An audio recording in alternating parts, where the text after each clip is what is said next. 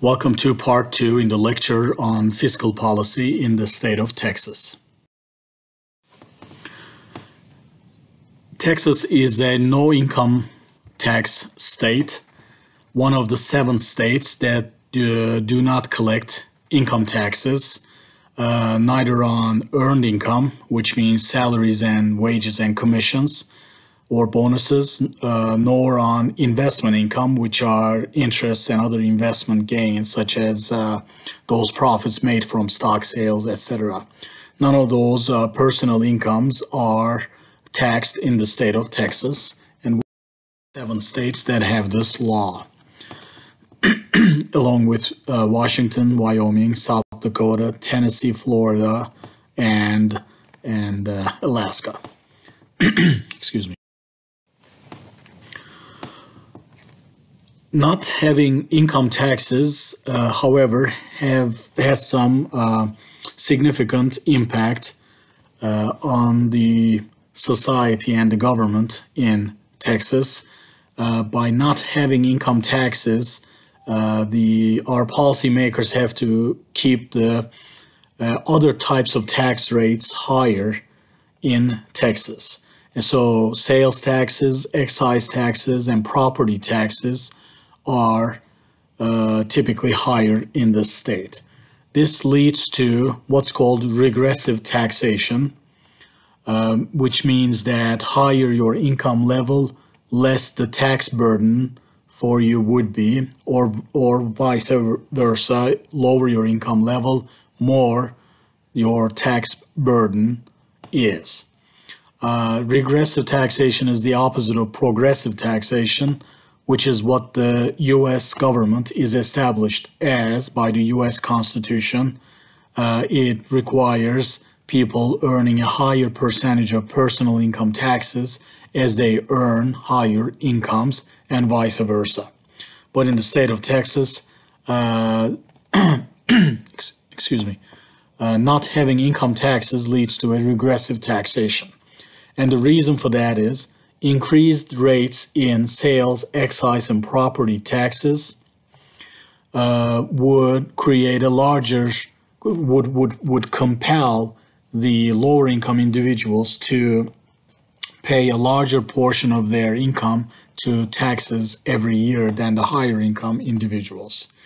Because these types of taxes are fixed rate taxes, their rate doesn't change according to the person's income. For example, when we go to a grocery store and buy a, Windex, the tax we pay on that would be the same regardless of what our income levels are.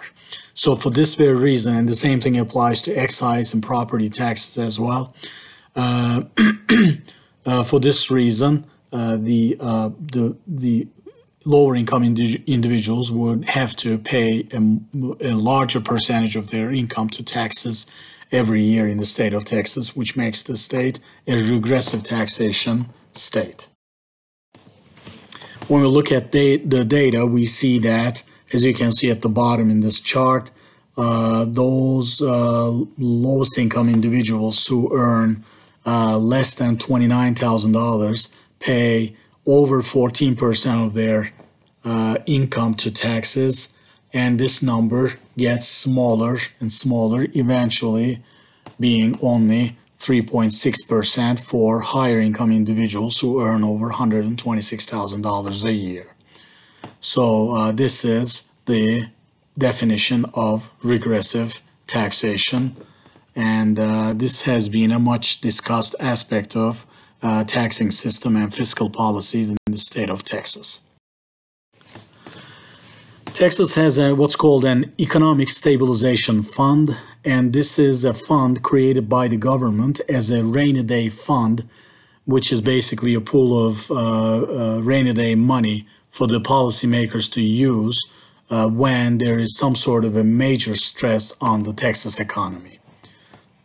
The money for this fund comes from the oil and natural gas revenues, but the money, according to the Texas Constitution, is dedicated to this fund if and only if, in a given year, the total government revenues from oil and natural gas sales exceed the revenues that were registered in the year 1987, and only the amount that exceeds those particular levels would be automatically funneled into this economic stabilization fund.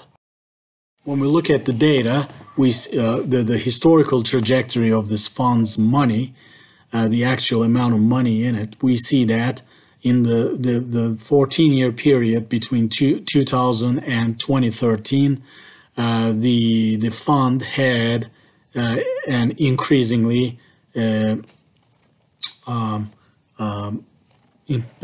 larger amount of money in it, with the exception of the recession years in mid 2000s and also 2011 when the oil prices went down.